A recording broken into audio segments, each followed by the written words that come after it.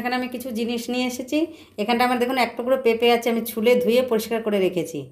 আর এখানটা আমার 3টে ছোটো ছোটো করে কাঁচা লঙ্কা কেটে রেখেছি, 3টে লঙ্কা আছে। এখানটা আমার এক টুকরো পনির আছে, আর এখানটা আমার 1 বাটি ময়দা আছে।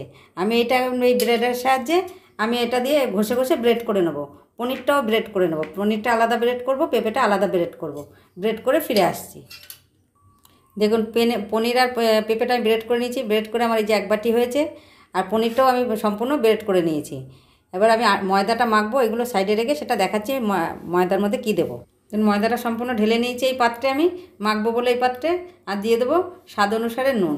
আপনারা যেরকম নুন খান, আটা ময়দা যেরকম মাখা হয় লুচি পরোটা করার জন্য সেরকম করেই মাখবো। দিয়ে দেবো ময়ামের জন্য সাদা তেল একটু। ময়ামটা খুব ভালো করে মিশিয়ে নেবো, যেরকম করে আমরা আটা বা ময়দা মাখি লুচি পরোটার জন্য সেরকম করে মেখে ফিরে আসছি।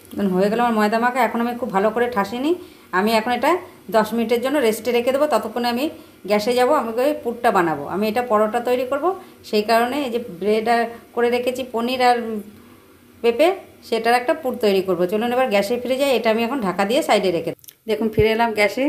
আমি গ্যাসটা জেলে একটা কড়াই বসিয়ে দিয়েছি। কড়াইতে আমি সর্ষের তেল দিয়েছি। তেলটা আমার গরম হয়ে গেছে। দিয়ে দেবো আমি একটু ফোড়নে, দিয়ে দেবো জিরে ফোড়ন, সাদা জিরে ফোড়নে দিয়ে দিলাম।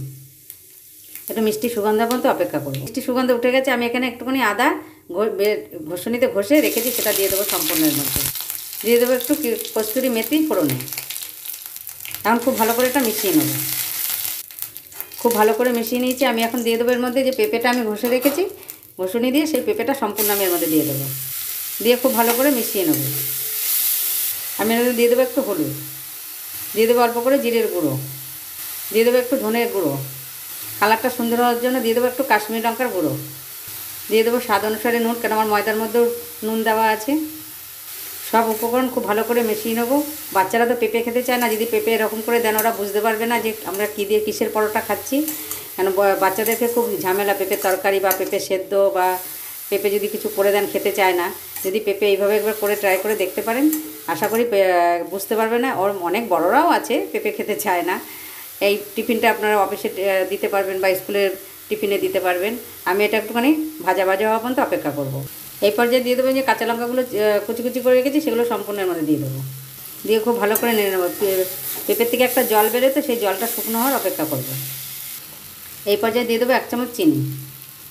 যেহেতু পেঁপেটা দেওয়া আছে, চিনিটা না দিলে স্বাদ হবে না। আমি এখন এটা খুব ভালো করে নেড়ে চেড়ে নেবো। এখন এটা শুকনো হয়ে এসছে। আমি দিয়ে দেবো এই পর্যায়ে পনিরগুলো সম্পূর্ণের মধ্যে দিয়ে দেবো। পনিরগুলো দিয়ে খুব ভালো করে মিশিয়ে নেবো।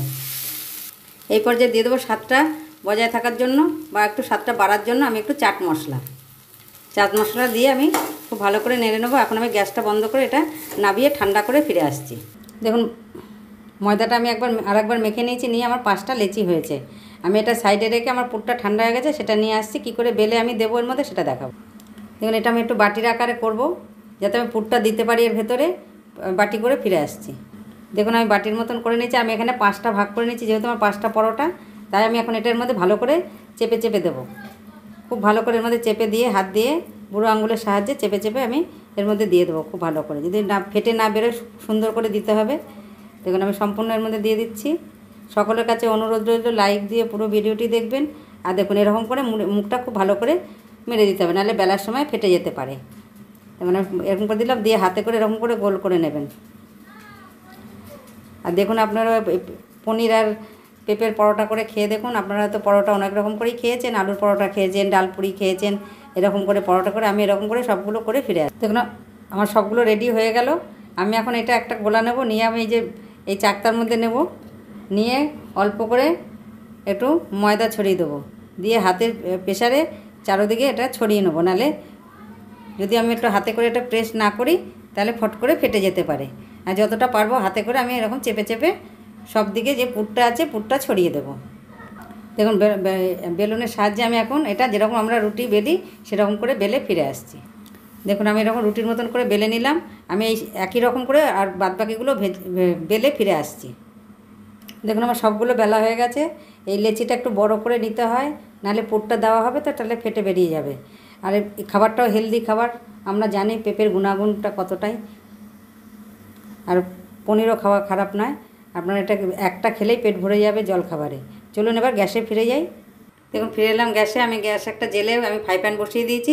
ফ্রাই প্যানটা আমার গরম হয়ে গেছে, তার মধ্যে একটা পরোটা আকারে সেটা দিয়ে দেবো। এখন ওই পিঠটা হওয়া পর্যন্ত অপেক্ষা করব। আমি এখন এটা উল্টে দেবো। ওই পিঠটা হয়ে গেছে, আমি এটা উল্টে দেবো। ওই পিঠটা হওয়া পর্যন্ত অপেক্ষা করব। আমি আরও একবার উল্টে দেবো। আমি এখন অল্প অল্প করে সাদা তেল এর উপরে দেবো। সাদা তেলটা দিয়েছি, আমি এবারে উল্টে দেবো আস্তে করে। আস্তে করে উল্টে দিয়ে আমি এরকম করে নেড়ে নেড়ে নেবো। এই পিঠটাও সাদা তেল দেবো। এই পিঠটা দেখুন সাদা তেল দিয়ে দিয়েছি, আমি এবারে উল্টে দেবো। আমি এই পিঠ ওপিঠ করে লাল করে ভেজে ফিরে আসছি। দেখুন কত সুন্দর ফুলে উঠেছে।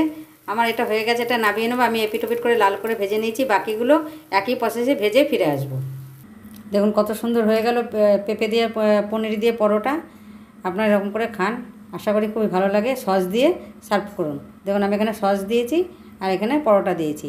পরোটা এতগুলো তো একজন খাবে না, আমি ভেজেছি বলে এটার মধ্যে রেখেছি।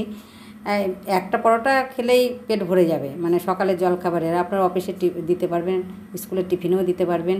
এটা একটা অন্য ধরনের খাবার, আপনারা করে খেয়ে দেখুন। আমরা পেঁপে খেতে চাইতাম না, আর মায়েরা এরকম করে আমাদের পরোটা করে খাওয়াতেন। সেই কারণে আজকে আপনাদেরকে দেখালাম। সকলে ভালো থাকবেন, সুস্থ থাকবেন, সকলে পাশে থাকবেন।